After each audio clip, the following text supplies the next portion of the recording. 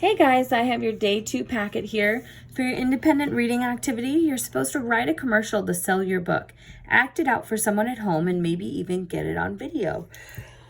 The other reading that we have together is read a biography about a 17th century writer and poet. This writer and poet is pretty incredible. We're going to be talking about Sor Juana Inés de la Cruz. Oops, I'm sorry about that. Okay, so here are our questions that we're going to read first. Who was Sor Juana Inés de la Cruz? Sor Juana Inés de la Cruz was born when blank was ruled by blank. Number 2, find evidence from the text to support the following statement. Sor Juana Inés de la Cruz was an exceptionally smart person who learned in untraditional ways. Number 3, what was one struggle that Sor Juana Inés de la Cruz faced and how did she respond or solve the problem? Number 4, why is Sor Juana Inés de la Cruz considered one of the greatest writers, poets, and feminists of her time? And number 5, if you could ask Sor Juana one question, what would you ask and why? All right.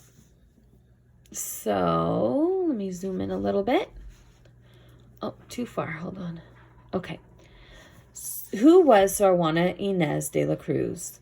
Sor Juana Inés de la Cruz was a 17th century writer, poet, and philosopher. She was born on November 12th, 1651 in Napantla, Mexico. At that time, Mexico was colonized or ruled by Spain. I underlined this part or highlighted this part because I remembered it being one of the questions that it asked. At that time, Mexico was colonized or ruled by Spain. It was not common for girls to go to school during this time, but Sor Juana showed an interest in learning at an early age. Sor Juana was self-taught. She did not attend school. Instead, at the age of 3, she learned on her own how to read and write in Latin, an ancient language no longer in use. Okay, I think that this shows her intelligence, how absolutely brilliant she was. So I underlined this part. At the age of 3, she learned on her own how to read and write in Latin. By the age of 5, she knew complex math. I underlined that for the same reason. And at the age of 8, she was writing poetry. So all of this, I believe, shows her intelligence. She also learned to write in Nahuatl, an Aztec language that is still spoken in some parts of Mexico. As a child, Sor Juana begged her mother to disguise her as a boy so that she could attend school. Her mother did not allow her to do this, but she realized how smart her daughter was and hired a tutor to teach her. At the age of 17, Sor Juana became a lady-in-waiting at the viceregal court, where the viceroy and his wife realized how unusually intelligent she was. A viceroy is a ruler who represents the king or queen in a colony, which Mexico was at the time. Impressed by her knowledge of science, mathematics, philosophy, and literature, the court founded her continued studies. Sor Juana's brilliance became famous in the region. Okay, so I think that showing, since basically the king and queen, the viceroy at the time, were so impressed by her knowledge of science, mathematics, philosophy, and literature, I believe that had to do with her intelligence. And also the fact that they funded her continued studies. That meant that they paid for her to finish going to school. When she became an adult, Sor Juana joined a convent and became a nun so that she could focus on studying. As a nun, she had the time and space to read, write, and gain more knowledge.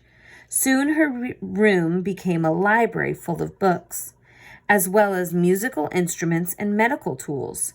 She received some offers of marriage, but turned them all down because she wanted to focus her time on learning. She wrote many incredible poems, plays, and stories. A lot of her writing emphasized the importance of knowledge, and specifically how important it was for women to have access to knowledge. Okay, that has something to do with her being a feminist, which means she was advocating for women's rights at the time. She was saying how important it was for women to have access to knowledge. Some people criticized Sor Juana for writing about this topic because it was not considered proper behavior for a woman to write this way. They wanted her to focus on religious texts instead of women's rights. She responded that women should absolutely have the right to learn and study. All right, so women should absolutely have the right to learn and study. For this reason, Sor Juana Inés de la Cruz is considered one of the first feminist writers. Feminism is the movement for women to have equal rights. In 1695, Sor Juana Inés de la Cruz died of the plague, an illness that was highly contagious. Sor Juana is honored as one of Latin America's greatest writers. She is considered an icon of Mexican national identity. Her face appears on Mexican coins and paper currency. Okay. All right, so when we're looking at number 1, Sor Juana de la Cruz was born when blank was ruled by blank. That was one of the first sentences that we highlighted. At the time, Mexico was colonized or ruled by Spain.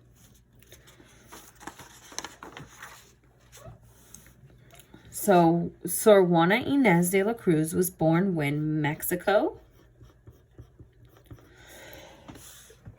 excuse me, was ruled by Spain.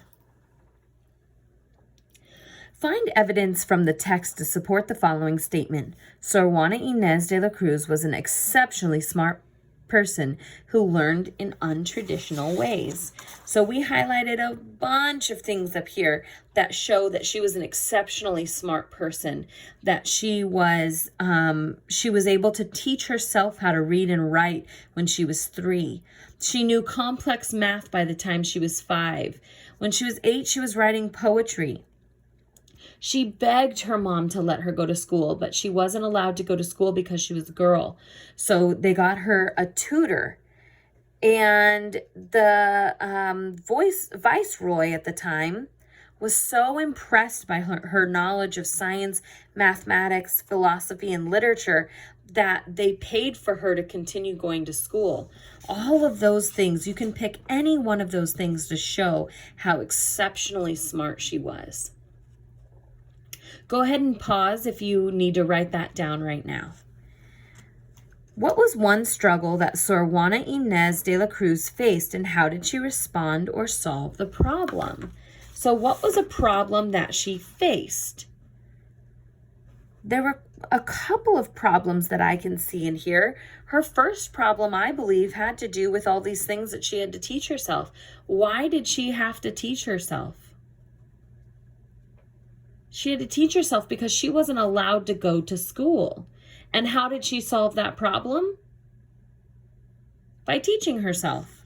There were a couple of other problems that she faced growing up and even as an adult that you could write about as well, and how she responded to them or solved them. Number 4, why is Sor Juana Inés de la Cruz considered one of the greatest writers, poets, and feminists of her time? And down here we talked about how she was a very important feminist of her time. And then it also talks about her writing and how impressed the king and queen were at the time. And the fact that she started writing poetry at 8 years old shows you that she must have been a pretty good writer by the time she was an adult. So you can find any of those sentences to write down as evidence to show why she was considered one of the greatest writers, poets, and feminists. And then number 5, this one's all for you. If you could ask Sor Juana one question, what would you ask and why?